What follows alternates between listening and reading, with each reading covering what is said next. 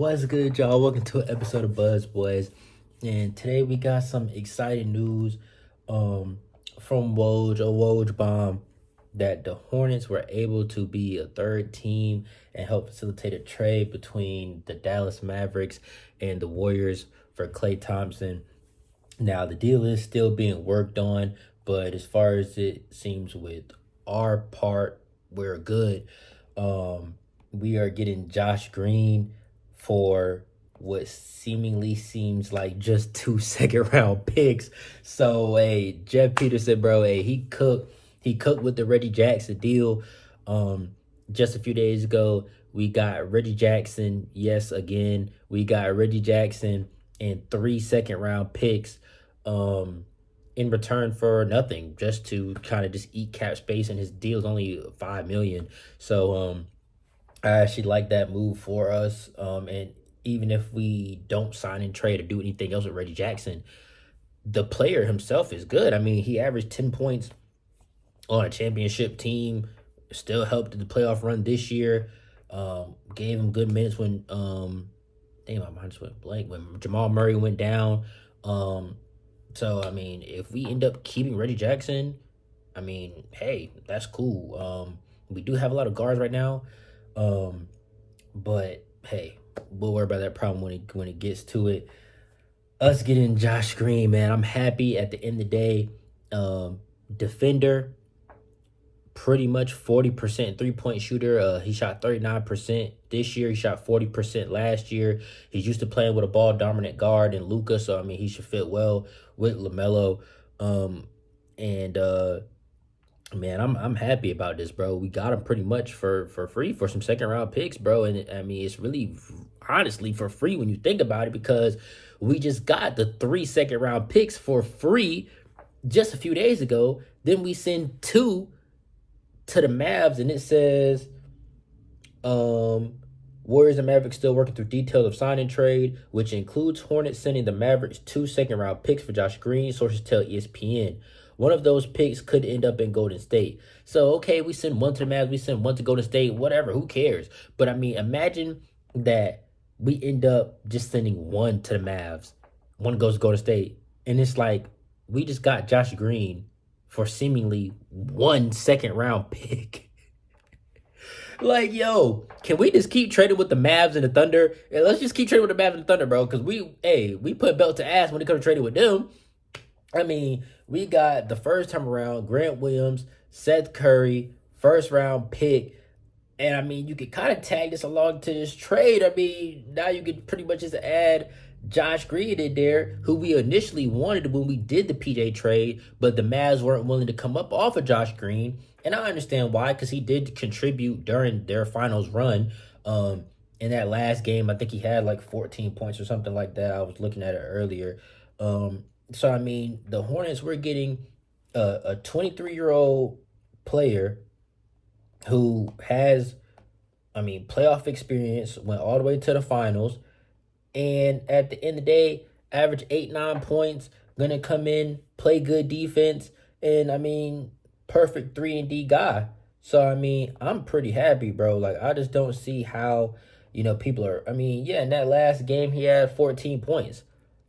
You get a 23-year-old who had 14 points in a finals game for literally nothing. Like, how can you ridicule that? And it pisses me off, though. And I saw some other people talking about it. The way that people talk about the Hornets and the moves that we make, sometimes just because we're the Hornets, bro. If anybody else did this, they would be saluting them. Yo, oh my God, Josh Green is a great pickup. We pick him up. Oh, Josh Green sucks. Who cares? Like, fuck what y'all talking about, bro. I'm happy. We get a 6'5" guy, feel me? 200 pounds, 8 points, 3 rebounds, 2 assists, 48% from the field. And like I said, shot 39% from 3. I mean, whether Miles stays or Miles leaves, we're good. I mean, now I don't know if he can play the 3, but I mean, it's positionless basketball at this point. He can play the 3, but it's gonna be interesting to see. Is he the 2 of the future? Do we look at Man and say, we're gonna let Man start, or we'll see. But I mean, I think that Josh Green definitely could start for us. I mean, he played 57 games this year and started 33 of them. So I mean, if you're good starts for a team that went to the finals, I mean, I can't necessarily say you can't start on our team, you know. But I mean, yeah, 8 points, 3 rebounds, 2 assists, 39% from three, 48% from the field. Um, and I mean, only pretty much 2 fouls a game. So I mean, he defends pretty well without fouling. I'm happy about the pickup, man. I really am, just in the value of it. And we went and got somebody who we already wanted a few months back. We went and made it happen. And this does not affect. This does not affect. What is this much water? This does not affect the Miles Bridges situation. At the end of the day, we can still sign him without going into the luxury tax, because you can always retain your players. So I mean, we're straight, bro. The Hornets on paper do look good. It's just really like, yo, can we not be made of glass? Can we play basketball? That's the Hornets' biggest problem. LaMelo played 20 games. Mark, 20 games. Cody Martin missed seasons. I mean, Miles Bridges missed an entire season. Yo, can our team be on the court playing basketball? Can we see what we can be as a team actually playing the sport of basketball? That's pretty much the number one thing for us. Play basketball. That's number one on the to-do list for the Charlotte Hornets. Play basketball. Be on the court. But hold on, I'm trying to pull up the tweet about the Miles money situation. So Dennis Plowright said adding Josh Green does not impact the Miles Bridges situation. Even if Charlotte re-signed Bridges, they have a $30 to $40 million buffer to the luxury tax, more than enough space to absorb Green's $12 million salary and retain Miles. So, and at this point, man, it's no telling what we'll pay Miles. I know he wanted that $30 million. To me, I always kind of felt like the max I'll be comfortable with is around 25. You look at some of the deals around the league. Some people are getting good deals. Some people are getting deals where it's like, I mean, Klay Thompson just signed 3 years, $50 million. That's 16 a year. Does Miles deserve 30? You look at him quickly, it's like, ugh. But then you look at Valanciunas, he just signed for 3 years, 30. So it's like, I feel like there's gonna kind of be a lot of back and forth, like, oh, look what this guy got. Okay, but look what this guy got. I don't know. Personally, I feel like we're gonna be able to bring him back in that $20 to $25 million range, just simply because there doesn't seem to be too many suitors for him lining up at his door to try to get him and pay him this money that he's looking for. And also, everybody's making these signings. I mean, the money's drying up. I mean, the Pistons just signed Tobias Harris. So how is Miles going to get this money that he wants? I think the Pistons have like 24 million left in cap space, so they could use the rest of the cap space on Miles at 24. But I mean, we say, okay, we'll give you 25 to stay.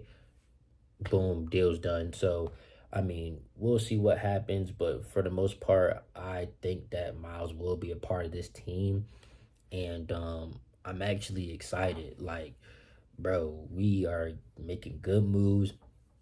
We are, obtaining assets for cap space, taking on these bad contracts or whatever. But Josh Green is making 12 million this year, 13 next year, 14 year after that.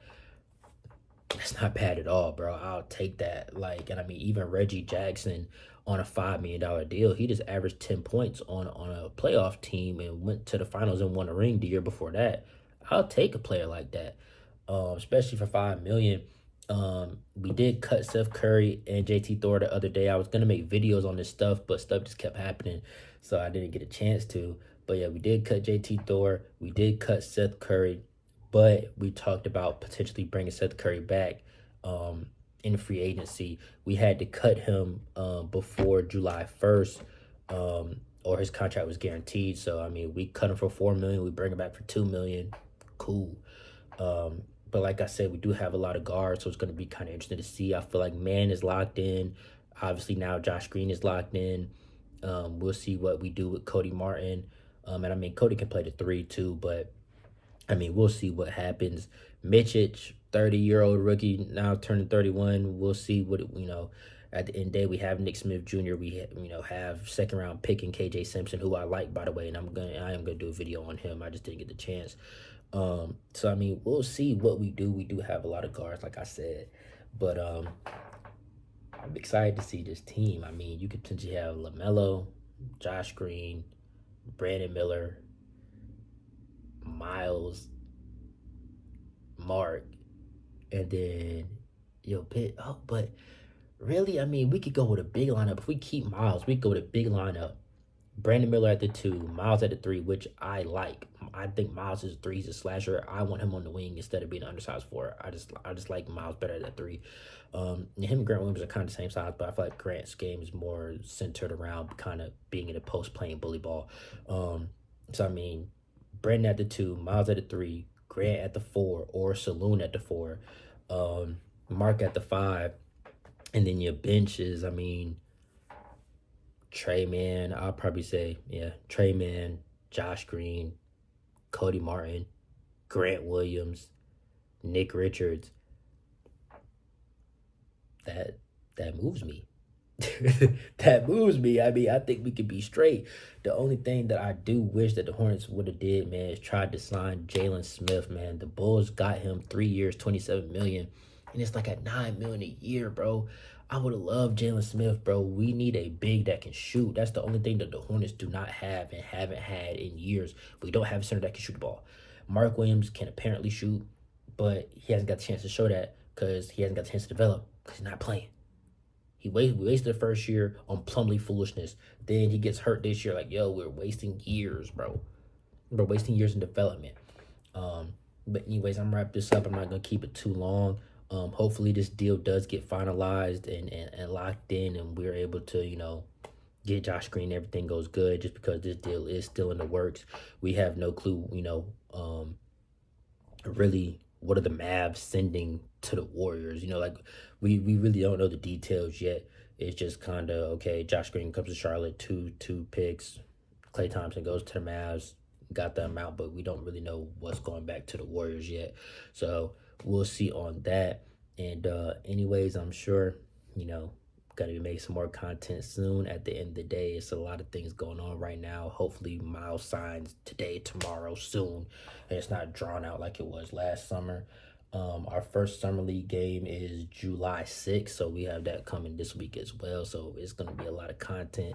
Thank you to all the new subscribers. We're at like 980 something the last time I looked. It might have been 980 on the dot. So hey, shout out to y'all. We growing the channel. We that close to 1,000 subscribers. Anyways, I'll catch y'all the next one. Peace.